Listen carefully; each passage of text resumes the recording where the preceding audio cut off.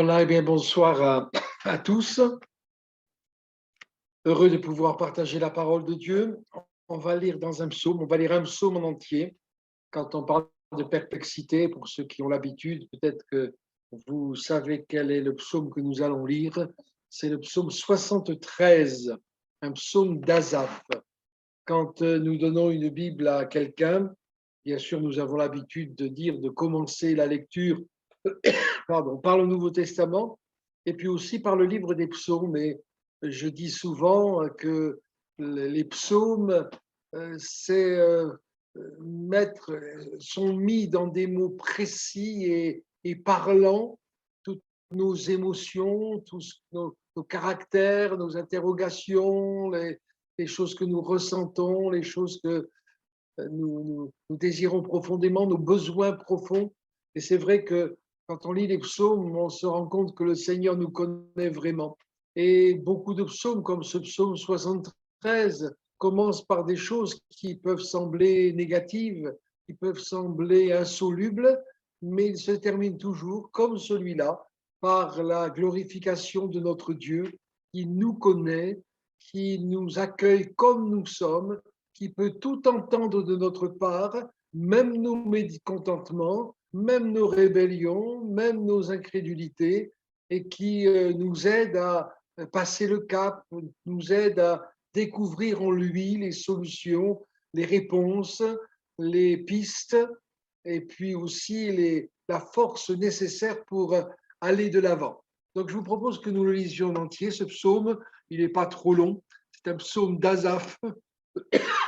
Oui, Dieu est bon pour Israël, pour ceux qui ont le cœur pur.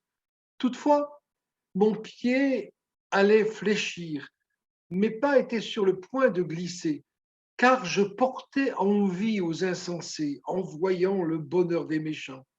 Rien ne les tourmente jusqu'à leur mort, leur corps est chargé d'embonpoint. Ils n'ont aucune part aux souffrances humaines, ils ne sont point frappés comme le reste des hommes. Aussi, l'orgueil leur sert de collier, la violence est le vêtement qui les enveloppe, l'iniquité sort de leurs entrailles, les pensées de leur cœur se font jour, ils raillent et parlent méchamment d'opprimés, ils profèrent des discours hautains, ils élèvent leur bouche jusqu'aux cieux et leur langue se promène sur la terre. Voilà pourquoi son peuple se tourne de leur côté. Il avale l'eau abondamment et il dit, comment Dieu saurait-il? Comment le Très-Haut connaîtrait-il? Ainsi sont les méchants, toujours heureux, ils accroissent leur richesse. C'est donc en vain que j'ai purifié mon cœur et que j'ai lavé mes mains dans l'innocence. Chaque jour, je suis frappé. Tous les matins, mon châtiment est là. Si je disais, je veux parler comme eux, voici, je trahirais la race de tes enfants. Quand j'ai réfléchi là-dessus pour m'éclairer, et c'est ces deux versets qui sont les plus importants de ce psaume, de cette réflexion, quand j'ai réfléchi là-dessus pour m'éclairer, la difficulté fut grande à mes yeux, jusqu'à ce que j'ai pénétré dans les sanctuaires de Dieu et que j'ai pris garde au sort final des méchants. Oui, tu les places sur des voies glissantes, tu les fais tomber, les mets en ruine. Et quoi? En un instant, les voilà détruits. Ils sont enlevés, anéantis pour une fin soudaine, par une fin soudaine. Comme un songe au réveil, Seigneur, à ton réveil, tu repousses leur image. Lorsque mon cœur s'aigrissait et que je me sentais percé dans les entrailles, j'étais stupide et sans intelligence. J'étais à ton égard comme les bêtes. Cependant, je suis toujours avec toi. Tu m'as saisi la main droite. Tu me conduiras par ton conseil, puis tu me recevras dans la gloire. Quel autre ai-je au ciel que toi? Et sur la terre, je ne prends plaisir qu'en toi. Ma chair et mon cœur peuvent se consumer. Dieu sera toujours le rocher de mon cœur et mon partage. Car voici ceux qui s'éloignent de toi périssent. Tu as anéanti tous ceux qui te sont infidèles. Pour moi, m'approcher de Dieu, c'est mon bien. Je place mon refuge dans le Seigneur l'Éternel afin de raconter toutes tes œuvres. Amen. Il n'y aurait pratiquement pas besoin de nous arrêter, de commenter, de disserter, parce que les choses nous parlent clairement. Asaph s'exprime avec vérité il nous fait part de son expérience. Je suppose, en lisant le début de ce psaume, qu'il devait être dans une période difficile, dans une période, comme on dit, où il n'était vraiment pas bien, où il se posait tellement de questions parce que sa vie était cernée par l'ennemi, par l'adversité, par les difficultés, les souffrances, les peines de cœur. Et alors, bien sûr, il raisonne, comme il le dit après, en insensé. Il n'arrive pas à raisonner sereinement, à raisonner de la bonne manière. Et ça nous arrive à tous de passer par ces moments-là. Qui de nous n'a pas connu ces moments où, parce qu'on n'était pas bien, parce que notre cœur était agressé, parce que nos pensées s'agitaient, parce que les circonstances étaient adverses, parce qu'une épreuve succédait à une autre, de nous dire, mais finalement, voilà, qu'est-ce que je fais là? Où est le résultat de ma foi? Où est le résultat de ma confiance dans le Seigneur? Donc, il raisonne d'abord sur le bonheur des méchants, et j'ai mis un point d'interrogation, et il le met, ce point d'interrogation, à la fin du psaume. Il dit, rien ne les tourmente. Il a l'impression que ceux qui se moquent de Dieu sont davantage prospères que ceux qui se confient dans le Seigneur. Ils sont pleins d'embonpoint. Vous savez, les inquiétudes, la dépression, souvent ça fait maigrir, et puis eux, ils sont pleins d'embonpoint. Bon, on avait un médecin quand j'étais gamin, quand il a perdu sa femme, le choc, plutôt que de le faire maigrir, l'a fait grossir. Hein. Mais enfin, voilà, la plupart du temps, c'est pas le cas. Alors il dit, mais ces méchants-là qui ne se soucient pas de Dieu, je les vois grassouillets, et puis moi, je me morfonds, moi, je dépéris. Il dit, ils n'ont pas de souffrance. Bien sûr, c'est insensé. Il le reconnaît après, parce que nous sommes tous tributaires des souffrances qui existent dans ce monde. Nous passons tous par des épreuves, celui qui connaît Dieu comme celui qui ne connaît pas Dieu. Et puis, il analyse quand même la mentalité de ces méchants, la mentalité de ces incrédules, de ces athées, de ceux qui ne veulent pas de Dieu. Il parle de l'orgueil, il parle de la violence, de l'iniquité, de la raillerie, de l'oppression, du mépris de Dieu. Il, il, voilà, il cerne bien ce qu'ils sont et il dit malgré cela, eh bien, Dieu les laisse tranquilles, Dieu les fait même prospérer, mais bon, il ne sait pas comment raisonner. Alors peut-être que parmi nous, quelqu'un passe par une situation semblable où c'est tellement difficile, c'est tellement douloureux, c'est tellement affligeant que tu te poses la question, mais Seigneur, où est-ce que tu es? Mais Seigneur, où est le Dieu dans lequel je me confie? Où est le Dieu à qui j'ai donné ma vie? Où est le Dieu des promesses? Où est l'accomplissement de tes promesses? Il dit même qu'ils sont heureux, qu'ils sont riches. Ah, nous avons l'habitude de dire, et justement, pas parce que tout va bien, pas parce qu'il n'y a pas de difficulté, mais parce que nous connaissons le Seigneur, que nous sommes les gens les plus heureux sur terre. Oui, nous pouvons le dire.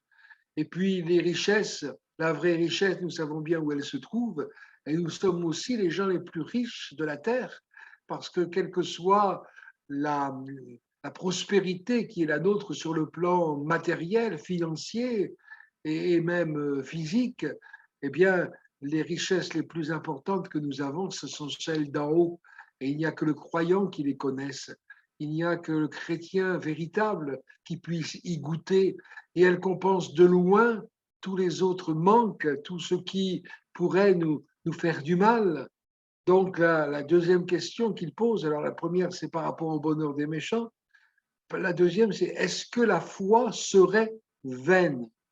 Ah, lui, alors c'est vrai qu'il y en a comment dire, qui essayent de plaire à Dieu, mais quelque part sans Jésus, quelque part sans s'abandonner à Jésus.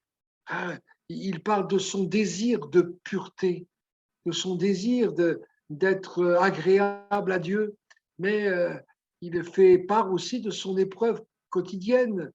Et puis, il a l'impression de même pas être libre d'agir comme comme les autres. Mais il y a des verbes qu'il emploie au passé, hein, ou comment dire, au conditionnel. Il dit mon pied allait fléchir, mais Dieu n'a pas permis qu'il fléchisse. Et c'est vrai que quand on passe par ses pensées, par ses sentiments, par ces choses qui ne sont pas justes, ni à l'égard de Dieu, ni à l'égard de la foi, ni à l'égard des promesses de Dieu, eh bien le Seigneur nous garde néanmoins. Il ne nous reproche pas parce il sait de quoi nous sommes faits. Il sait que nous n'avons pas de force en nous-mêmes.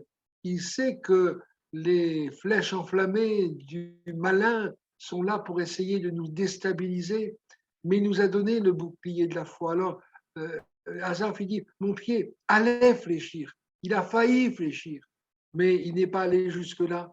Mes pas étaient sur le point de glisser, mais ils n'ont pas glissé. Alléluia. Et il reconnaît, il dit, je portais envie aux insensés. Ensuite, il reconnaît que dans sa, dans sa détresse, dans sa douleur, dans sa déprime, sans doute, eh bien, il regardait les autres il reconnaît alors, après être entré, avoir pénétré dans les parvis de l'Éternel, il reconnaît que ce sont des insensés.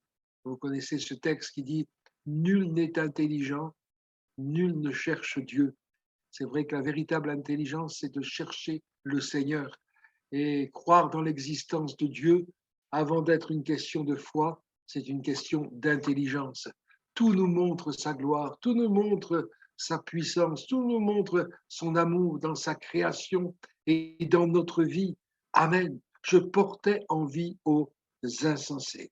Mais ensuite, et c'est ce que nous faisons ce soir, et c'est ce que nous sommes appelés à faire, quand ça va comme quand ça ne va pas, il a pénétré dans les sanctuaires de Dieu.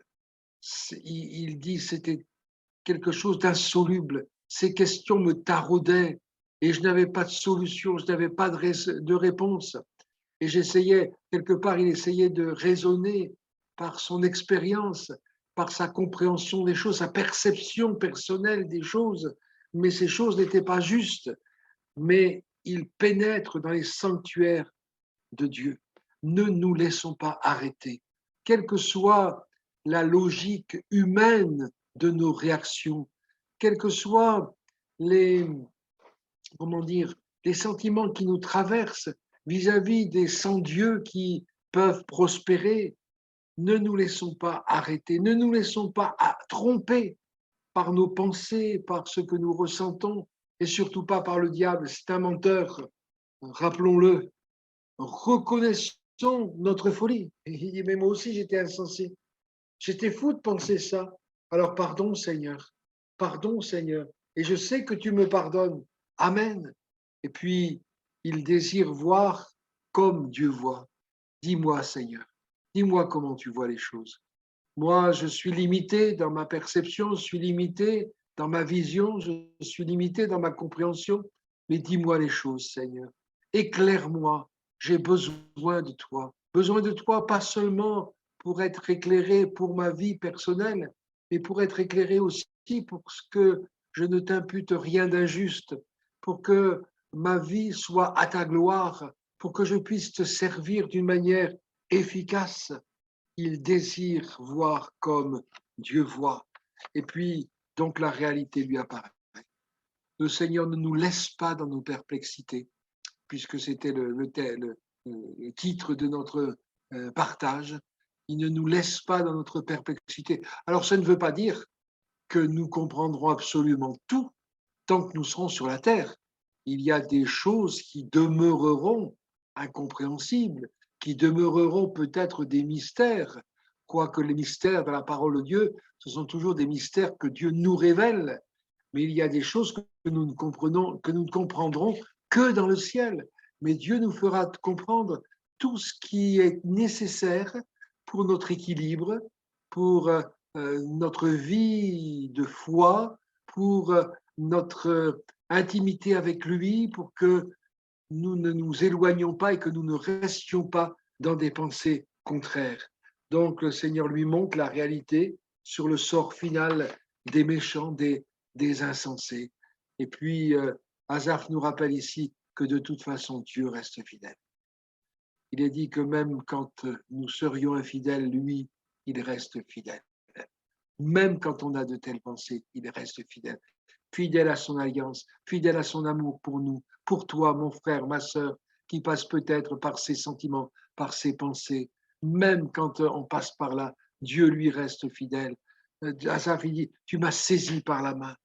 Peut-être qu'on a besoin, je me rappelle, avant de connaître le Seigneur, quand dans mon cœur d'adolescent, je sentais tellement de vide, je ne connaissais rien de Dieu, je ne connaissais rien de la Bible, je ne connaissais même rien de la religion, mais je sais que avant de m'endormir le soir, il m'arrivait souvent de tendre ma main vers le ciel et de dire, oh Dieu, si tu existes, prends ma main, saisis ma main. Et je ne connaissais rien de lui. Et le Asaph, il dit, tu m'as saisi par la main. Et oui, c'est vrai. Laissons-nous saisir peut-être comme tout à nouveau par la main. Ne, ne pensons pas que tout est perdu, ne pensons pas que, comment dire, que Dieu va nous en vouloir, que Dieu va nous rejeter. Non, non, au contraire, il veut, lui qui nous aime, nous recueillir, nous rattraper. Quand, en tant que parents, nos enfants font des bêtises, c'est pas pour cela que nous ne les aimons pas. Nous essayons de leur inculquer ce qui est bon, mais quand malgré tout ils trébuchent, malgré tout ils se fourvoient, eh bien notre porte n'est pas fermée, notre cœur n'est pas fermé, comme le cœur de Dieu n'est pas fermé pour aucun d'entre nous. Il dit, je suis toujours avec toi, tu m'as gardé, Seigneur. Malgré mes pensées, je suis toujours avec toi. Puis il dit, tu me conduiras. Ça veut dire, je ne veux plus m'égarer. Je ne veux plus me laisser avoir par ses sentiments et par ses pensées. Tu me recevras dans ta gloire. Quelle espérance. Et oui, quand il est question des légères afflictions du temps présent, ça fait toujours frémir quand on lit cela parce qu'il y a des afflictions qui ne semblent pas légères. Mais il est écrit qu'elles n'ont rien à voir, elles ne sont pas comparables au poids de gloire qui nous est réservé dans le ciel. Amen. Et puis il dit, c'est un chant aussi, quel autre ai-je que toi sur la terre et dans le ciel? Le reconnaître, nous n'avons personne d'autre que le Seigneur. Alors, restons près de lui, restons dans sa main, gardons nos yeux fixés sur lui. Et quand de telles pensées viennent assaillir nos cœurs, quand nous sommes perplexes, quel qu'en soit le sujet, quelle qu'en soit la durée et l'intensité, eh bien, venons vers le Seigneur. On pourrait relire la fin de ce psaume, tout au moins le verset 26, où il est dit, ma chair et mon cœur peuvent se consumer, Dieu sera toujours le rocher de mon cœur, pardon, et mon partage. Alléluia. Et puis le verset 28, il prend cette décision, pour moi, m'approcher de Dieu, c'est mon bien. Je place mon refuge dans le Seigneur, l'Éternel, afin de raconter toutes tes œuvres. Alors, mon frère, ma sœur, s'il y a des choses difficiles à comprendre, si tu passes par des moments où tes pensées t'effraient même, parce que, comme Asaph, parce que tu doutes du Seigneur, parce que tu doutes de sa fidélité, parce que tu doutes du bien fondé de ta foi, eh bien, pénètre dans les parvis de l'Éternel. Et là, tu pourras avoir la solution. C'est lui qui est notre solution. C'est lui qui est notre réponse. C'est lui qui nous relève. Et c'est dans son amour que nous nous plongeons. Amen. Amen. Merci, c'est vrai, Seigneur. Merci parce que pour ton amour inlassable, indéfectible, incompréhensible parfois. Merci de continuer à nous aimer malgré nos manquements, nos limites, nos pensées parfois qui ne sont pas à ta gloire. Merci pour chacun de tes enfants. Seigneur, nous voulons nous rappeler qui nous sommes en toi. Nous voulons nous rappeler que tu nous as sauvés, que tu as fait de nous des gens de ta maison, des fils et des filles du Tout-Puissant, du Roi des Rois. Alléluia, Seigneur. Et merci parce que dans cette position, nous pouvons aussi te présenter tous nos besoins, toutes nos faiblesses, toutes nos maladies, les besoins aussi de nos frères et de nos sœurs. Tu as entendu, Seigneur, ces cas. Tu sais quels sont ceux que nous t'apportons jour après jour, Seigneur. Et puis nous désirons aussi que beaucoup d'âmes puissent s'approcher de toi. Bénis cet homme et sa femme, Seigneur. Bénis Vincent, Seigneur. Bénis Océane, Seigneur.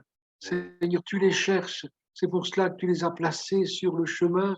de Didier, Seigneur, et merci pour leur cœur ouvert, malgré leurs blessures, malgré leur rejet quelque part de ce qui te concerne.